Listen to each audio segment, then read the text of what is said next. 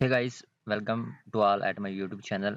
तो आज की इस पार्टिकुलर वीडियो में हम देखेंगे कि numpy में हम अपनी एरे को आइटरेट कैसे कर सकते हैं। इसका मतलब ये है कि हम अपने जो numpy में हमारे पास एलिमेंट्स होते हैं, हम उन्हें वन बाय वन करके गो थ्रू कैसे कर सकते हैं। तो iterating means going through elements one by one. इसका मतलब ये है कि हमने अपने जो numpy में एरे में तमाम एलिमेंट हैं, उनको वन बाय वन कैसे एक्सेस करना है। तो आज हम सारा देखेंगे, तो अगर आपने अच्छी तरह समझना है तो वीडियो में एंड तक बने रहिएगा। तो सबसे पहले मैं क्या करता हूँ कि अपनी numpy एक लाइब्रेरी को इंपोर्ट करता हूँ, फिर हम देखेंगे कि हम वन डायमेंशन एरे में और टू डायमेंशन में, इसी तरह थ्री डायमेंशन एरे में किस तरह वर्क करते हैं। सबसे पहले मैं करता हूँ अपना इंपोर्ट करता हूँ अपना जो numpy लाइब्रेरी है, क्योंकि हम numpy लाइब्रेरी ही सीख रहे हैं। तो इसका एलियास बनाकर मैं np रखता हूँ। यहाँ पर रन बटन पे क्लिक करके मैंने इसे एग्जीक्यूट किया, तो ये मेरे पास सक्सेसफुली एग्जीक्यूट हो चुकी है। अब मैं देखता हूँ कि अगर मेरे पास वन डायमेंशन एरे है और उसको मैंने क्या करना है, आइटरेट करना है। मीन उसके हर एलिमेंट को मैंने एक्सेस करना है। तो उसके लिए मैं क्या करता हूँ, तो सबसे पहले मैं एक एरे बनाता हूँ। ए नाम से मैंने एरे बनाई और यहाँ पर np डॉट एरे किया और यहाँ पर मैंने पास कर दिया 1 2 3 और 4। ठीक है। मैं क्या करना चाहता हूँ, जो मेरी एरे में हर एलिमेंट है उसको वन बाय वन एक्सेस करना चाहता हूँ। तो मैं क्या करूँगा, यहाँ पर एक सिंपल मेथड है फॉर लूप का यूज़ करूँगा। अगर मैं for I in range sorry range का नहीं, मैं डायरेक्ट ही अपने ए में पास करूँगा।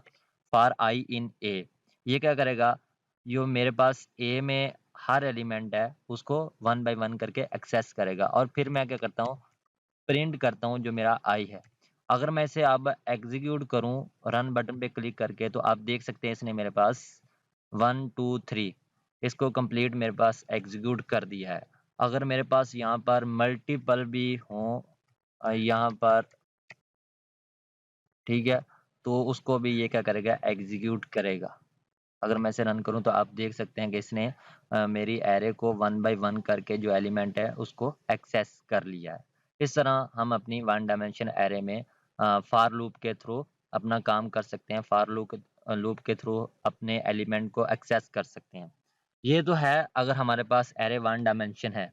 अगर हमारे पास टू डायमेंशन में हमारे पास कोई एरे है, तो उसके लिए हम किस तरह करेंगे काम, ठीक है। तो मैं आप लोगों को यहाँ पर क्या करता हूँ, मैं अपना ए नाम से एक मैंने वेरिएबल बनाया और उसमें मैं पास करता हूँ np डॉट एरे और यहाँ पर मैं अपनी एरे बनाता हूँ 1 2 3 और 4। यहाँ पर मैं 5 6 7 और 8 यहाँ पर पास करूँगा। और टू डायमेंशन के लिए मैं यहाँ पर एक एंगल ब्रैकेट और एक यहाँ पर एंगल ब्रैकेट। ठीक है। सबसे पहले तो मैं आपको ये प्रिंट करके दिखा देता हूँ कि किस तरह ये नज़र आ रही है। तो ये मेरे पास एक टू डायमेंशन में एरे मेरे पास आ गई। ठीक है। मैं क्या करना चाहता हूँ, जो मेरी एरे है इसको मैं कमेंट आउट कर देता हूँ, ठीक है। अ, इसको अगर मैं अब रन करूँ तो ये रन नहीं होगा, ठीक है, इसने कमेंट कर दिया। मैं क्या करना चाहता हूँ, को मेरे ए में जो भी एलिमेंट है उनको एक्सेस करना चाहता हूँ। तो उसके लिए अगर मैं यूज़ करूँ फॉर आई इन ए, ठीक है, और फिर मैं क्या करता हूँ, अपना प्रिंट करता हूँ आई को।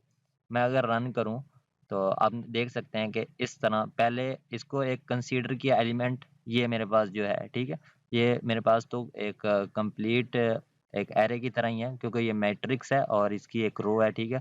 इसको एक सिंगल एलिमेंट के तौर पे इसने क्या किया, लिया, फिर इसको सिंगल एलिमेंट के तौर पर लिया, ठीक है। ये फिर इस तरह इसने क्या किया, वर्क किया। अगर आप चाहते हैं कि आप ईच स्केलर एलिमेंट को वन बाय वन करके, जिस तरह हमने ये सिंगल डायमेंशन एरे में देखा है, अगर आप इस तरह का रिजल्ट चाहते हैं तो उसके लिए आप क्या करेंगे, आप अपनी लूप के अंदर एक और लूप चलाएँगे, ठीक है? तो वो किस तरह कर सकते हैं, मैं इसे कंट्रोल सी करके मैंने कॉपी किया और यहाँ पर मैं पेस्ट कर दूँ, ठीक है? यहाँ पर मैं अपनी क्या चलाऊँगा, for loop, outer for loop, ठीक है? जिसे हम इस यहाँ पर नेस्टेड फॉर लूप का यूज़ करेंगे। फॉर आई इन, मैं क्या करूँगा, ए, फिर आगे मैं देखूँगा कि मेरे पास जो है एक इसके अंदर मैं और ए चलाऊँगा, फॉर एक्स इन करूँगा, और यहाँ पर मैं पास करूँगा मेरे पास जो ऊपर चली है, ठीक है? पहली बार मेरे पास जब एरे चली गई तो उसमें ये आ जाएगा, ठीक है? जब इसमें ये एक एरे आ जाएगी फिर इसमें मैं अपनी एरे को रन करूँगा। अगर मैं इसमें रन करूँ आई तो जो इसका हर एलिमेंट है वो एक्सेस होगा, ठीक है?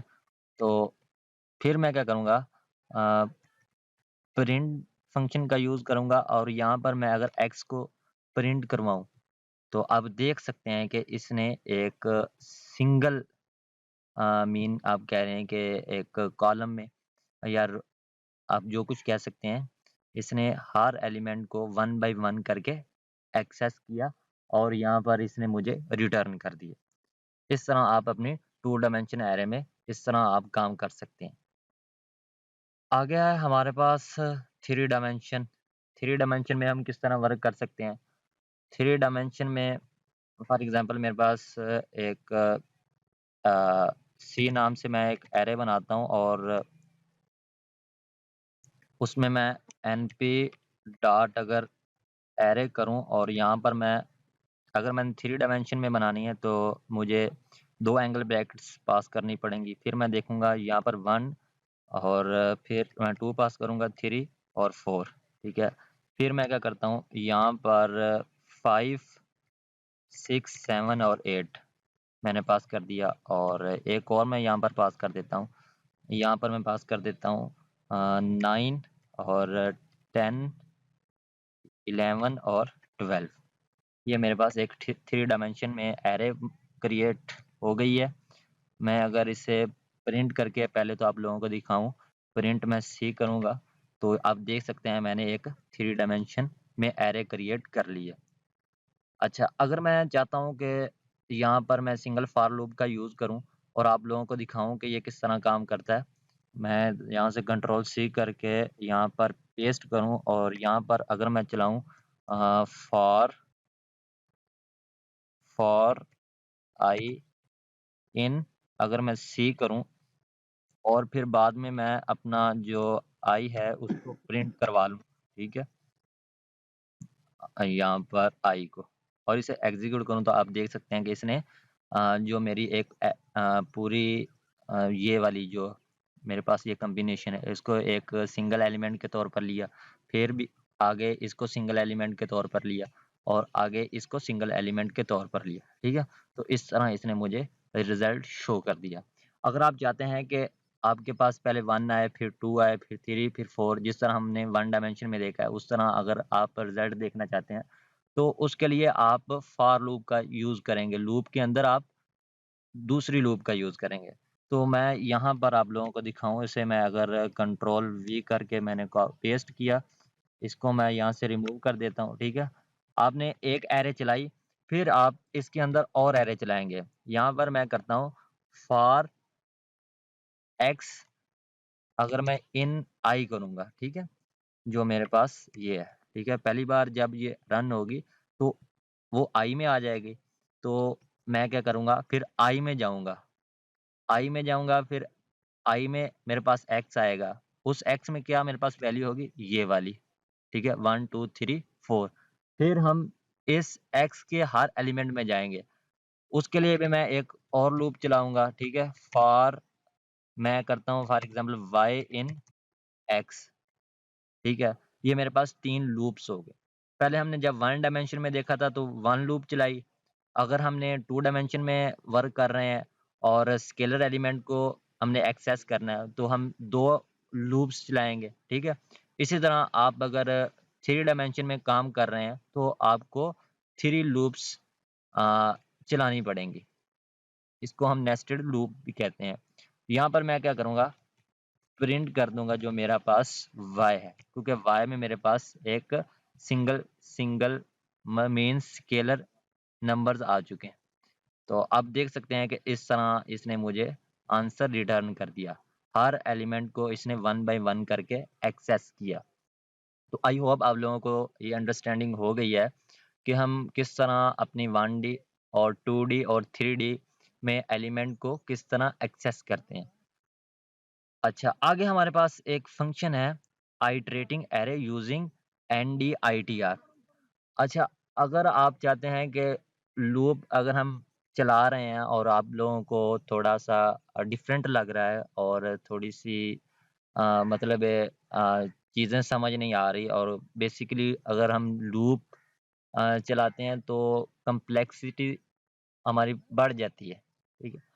उससे बचने के लिए हमारे पास ये NDITER फंक्शन है, ये हमारे पास लूप्स की ही तरह वर्क करता है। अगर मैं आप लोगों को यहाँ पर रन करके पहले तो मैं दिखाता हूँ कि अगर मैं 2D में इसे रन करूँ फर पहले तो मैं क्या करता हूँ 1D में ही करता हूँ इसे। मैंने ऊपर 1D जो एरे है, उसको यहाँ पर कॉपी किया और यहाँ पर मैं पेस्ट करूँ और तो मैं क्या करूँगा यहाँ पर अपना फंक्शन यूज़ करूँगा।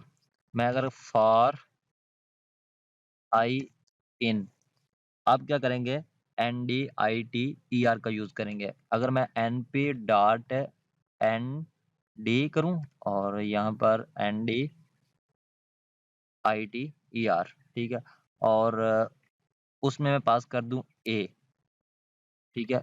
फिर मैं प्रिंट फंक्शन का यूज़ करके अपने i को प्रिंट करूँ, ठीक है? और इसे एग्ज़ीक्यूट करूँ तो आप देख सकते हैं कि इसने मुझे ये आंसर रिटर्न कर दिया है। आप देख सकते हैं कि किस तरह ये तो हमने अगर 1 डायमेंशन है तो देखा है अगर हमारे पास मल्टी डायमेंशन में है फॉर एग्ज़ाम्पल मेरे पास 2 डायमेंशन में है। अच्छा जी, मैं अगर यहाँ पर ये मेरी एक 2 डायमेंशन एरे है, मैं इसे कंट्रोल C करके कॉपी करके नीचे मैं पेस्ट करूँ, यहाँ पर मैंने पेस्ट कर दिया। अच्छा, मैं क्या करना चाहता हूँ, यहाँ पर अपने ये वाला जो फ़ंक्शन है, उसको यूज़ करूँगा यहाँ पर, ठीक है? फॉर आई और ये मेरी एक मैं इसका नेम चेंज कर देता हूँ, यहाँ पर बी कर देता हूँ और यहाँ पर भी बी कर देता हूँ। आप जो फ़ंक्शन NDITER यूज़ कर रहे हैं, उसमें आपने पास करना है अपनी एरे का नेम, ठीक है? हमने देखा था कि अगर हम सिंगल-सिंगल एलिमेंट को एक्सेस करना चाहते हैं, तो हमने क्या किया था, 2 बार लूप्स के अंदर एक और लूप यूज़ की थी। लेकिन जब हम फ़ंक्शन यूज़ कर रहे हैं, तो ये इतना पावरफुल है कि हमको लूप के अंदर लूप यूज़ करने की ज़रूरत नहीं पड़ रही, बल्कि हम एक सिंगल लूप से ही अपना काम कर रहे हैं। यहाँ पर अगर मैं इसे रन करूँ तो आप देख सकते हैं कि इसने 2D में ही अ, ईच एलिमेंट को क्या किया 1 बाय 1 करके एक्सेस कर लिया। हमने सिर्फ़ एक ही लूप चलाई है। इस तरह क्या कर सकते हैं आप NDITR फंक्शन का यूज़ कर सकते हैं, अगर हमारे पास 2 डायमेंशन में एरे है। अगर हमारे पास 3 डायमेंशन में है जिस तरह हमने ये देखा था, यहाँ पर आप देख सकते हैं कि हमने कितनी लूप्स चलाई थी 1, 2 और 3 ये थोड़ा-सा कॉम्प्लेक्स बन जाता है। इसी से बचने के लिए हम क्या करते हैं कि अपने NDITER फंक्शन का यूज़ करते हैं। तो मैं अगर for I in np dot NDITER ठीक है? और उसमें मैं सी पास करता हूँ। फिर मैं क्या करता हूँ अपना प्रिंट का यूज़ करता हूँ और प्रिंट में मैं आई को पास कर देता हूँ क्योंकि मेरा हर जो आइटम है वो आई में आकर स्टोर होगा, ठीक है? आप देख सकते हैं इसने कितने एक अच्छे तरीके में जो मेरे सारे नंबर्स हैं उनको एक्सेस किया। आई होप आप लोगों को ये समझ आ गया है कि किस तरह हम अपने एरे को आइटरेट करते हैं। तो thank you so much guys. अगर आप लोग data science and artificial intelligence सीखना चाहते हैं तो उसके लिए मैं एक प्रॉपर प्लेलिस्ट बना रहा हूँ जिसमें मैं अपनी ये सारी वीडियोज़ डाल रहा हूँ। अगर आप चाहते हैं कि आप डाटा साइंस में एक्सपर्ट बनें क्योंकि फ्यूचर डाटा साइंस में ही है, ये ट्रेंडिंग में जा रही है स्किल और मैंने देखा है और पढ़ा था कि वो कह रहे हैं कि अगले 10 साल तक डाटा साइंस ट्रेंडिंग में रहने वाला है। अगर आप सीखना चाहते हैं डाटा साइंस तो मेरी प्लेलिस्ट को एक्सेस करें, सेव करके बुकमार्क करें ताकि आपको हर नए आने वाली वीडियो का नोटिफ़िकेशन मिलता रहे। Thank you so much guys for watching my video. अल्लाह हाफ़िज़।